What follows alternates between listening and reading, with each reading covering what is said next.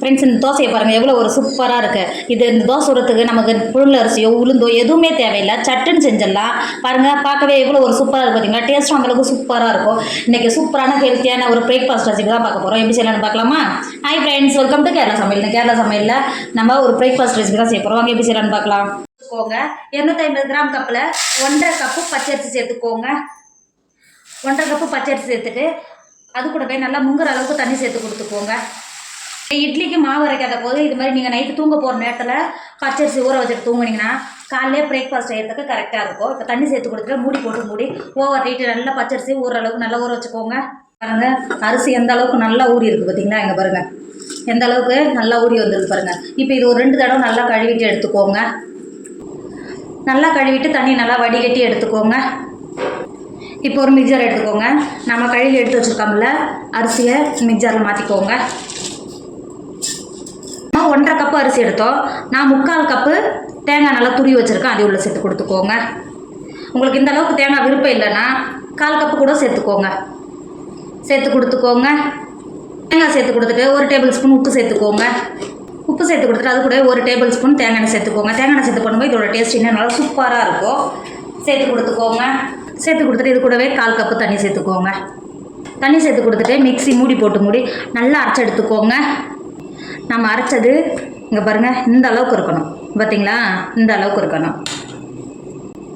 இப்போ ஒரு பவுல் வச்சுக்கோங்க. நம்ம அரைச்ச மாவை சேர்த்துக்கோங்க. அந்த பவுலில் சேர்த்துக்கோங்க. பவுலில் சேர்த்து கொடுத்துட்டு பாக்கி இருக்கிற மாவை அரைச்சி எடுத்துக்கோங்க. நீங்கள் இருக்கிற மாவு சேர்க்கும்போது நம்ம முன்னாடியே தேங்காய்லாம் சேர்த்து கொடுத்துட்டோம். இருக்கிற அரிசியை மட்டும் அரைச்சி போதும். இப்போ சேர்த்து கொடுத்துக்கோங்க. மாவு சேர்த்து கொடுத்துட்டு நல்லா சூடாக இருக்கும் பார்த்தீங்களா. நல்லா கொதிக்க இருக்கிற தண்ணியை உள்ளே சேர்த்து கொடுத்துக்கோங்க. இது ஒரு 1/2 கப்பு தண்ணி இருக்கும். சேர்த்து கொடுத்துக்கோங்க.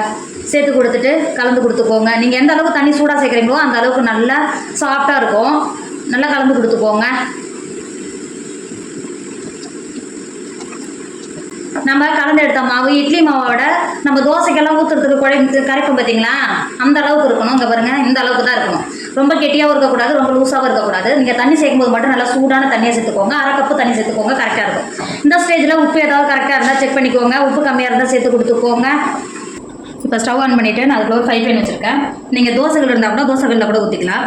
நம்ம கரைச்சி எடுத்து வச்சுருக்கோம்ல மாவில் இருந்து ஊற்றும்போது நல்லா சூடாக வரணும். இது பார்த்தீங்கன்னா ஹோல்ஸாக வருது பாருங்க. அது மாதிரி இருந்தால் நல்லா சாஃப்டாக இருக்கும். நம்ம அதுக்காக தான் சுடு தண்ணி சேர்த்துருக்கோம். இந்த மாதிரி ஊற்றி கொடுத்துக்கோங்க. நல்லா ஊற்றி கொடுத்துட்டு தின்னாக இருக்கிற மாதிரி இருந்தால் இந்த மாதிரி லைட்டாக சுற்றி கொடுத்தீங்கன்னாவே ஈஸியாக வந்துடும். இப்போ பார்த்தீங்களா, இந்த மாதிரி பாரு ஊற்றின உடனே எந்த அளவுக்கு நல்லா ஹோல்ஸாக வருது பார்த்தீங்களா. இப்போ இந்த அளவுக்கு நல்லா வெந்து வரும்போது அப்புறம் இது மாதிரி ஒரு மூடி போட்டு ஒரு 10 நிமிஷம் மட்டும் வேக வச்சுக்கோங்க. திருப்பி போடணும்னு அவசியம் கிடையாது. மூடி போட்டு வேக வச்சுக்கோங்க. இப்போ பாருங்கள் 10 நிமிஷத்துலேயே எந்த அளவுக்கு நல்லா வெந்து வந்திருக்கு பார்த்தீங்களா. இங்கே பாருங்கள் எந்த அளவுக்கு நல்லா வெந்து வந்திருக்கு பாருங்கள்.